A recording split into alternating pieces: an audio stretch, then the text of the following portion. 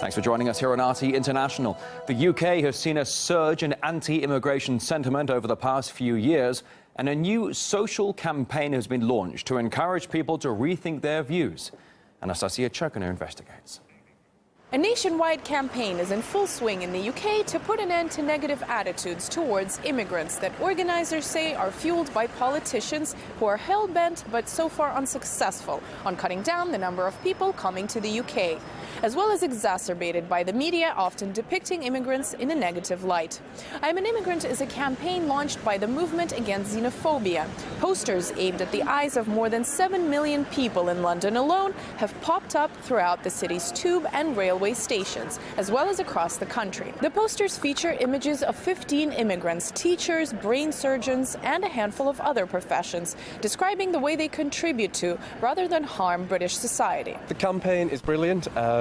It's about getting rid of the toxic debate that is being propagated currently by all political parties. We felt, as a group, collective group of 113 organisations, that there was constant rhetoric of anti-immigrant, anti-migrant, anti-foreigner, anti-Islamic, general xenophobia being portrayed and being propagated by many politicians. The British government has been adamant about slashing the net annual migration number to tens of thousands, but has failed, with roughly 250,000 coming to Britain every year in reality.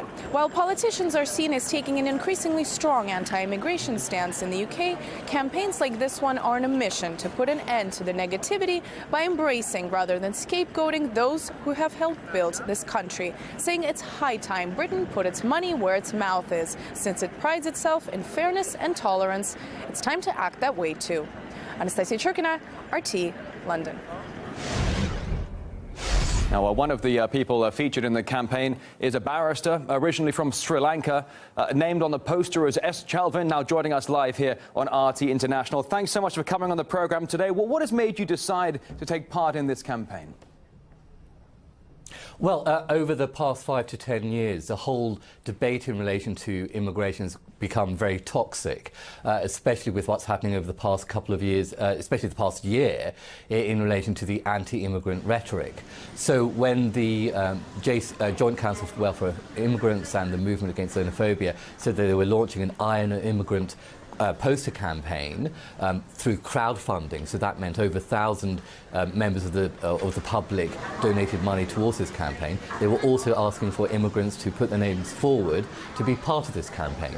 So out of 200 applicants, 15 of us were chosen to be the faces of this campaign to ensure that we can humanise the debate and try and detoxify the debate. And what has the public reaction been so far? Oh, on social media and the news networks, it's been absolutely amazing. We had the press launch last Wednesday, and since then the whole campaign has gone viral. We had our official launch last night at the TUC headquarters here in London, and it's been a very positive reaction to ensuring that we enter the debate and try and humanise the debate, to say that we are part of British society and we should celebrate our diversity as a society, which includes those who are indigenous and those who are also immigrants. Well, you talk about celebrating diversity, for example. Your face is actually, I can show it here on the programme, is here on the poster, naming you as a barrister, championing human rights and fighting for justice. Here we go again. There's your picture. Some might say this looks more like self-promotion. What do you say to that? Not at all. I actually work in immigration and asylum law, so on a daily basis I work with migrants, so it's part of my professional life as well as my personal life.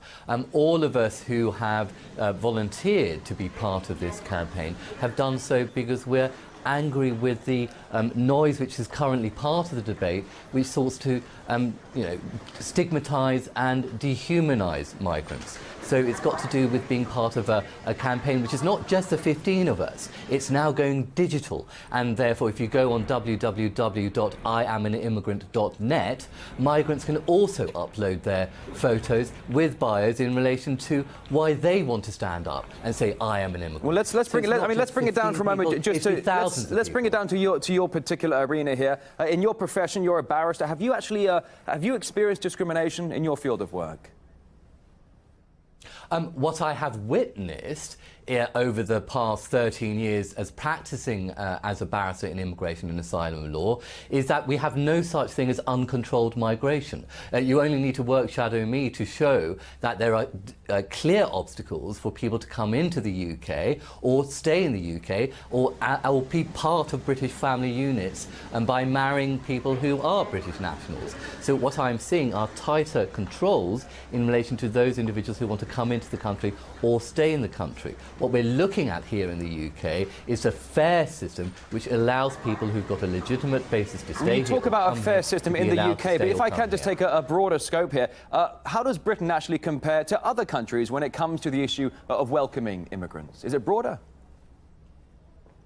Well, I don't have the statistics to hand, but as somebody who works not only in the UK but also has an international dimension to my practice, when I've been involved in, for example, a European project called the Fleeing Homophobia Project a couple of years ago in relation to how the UK deals with lesbian and gay asylums and immigrants, including asylum seekers from Russia, on the basis of their sexual or gender identity, I've been able to say that the UK has a proud history but has got a lot more to do in relation to the fair and equal treatment of migrants and asylum seekers.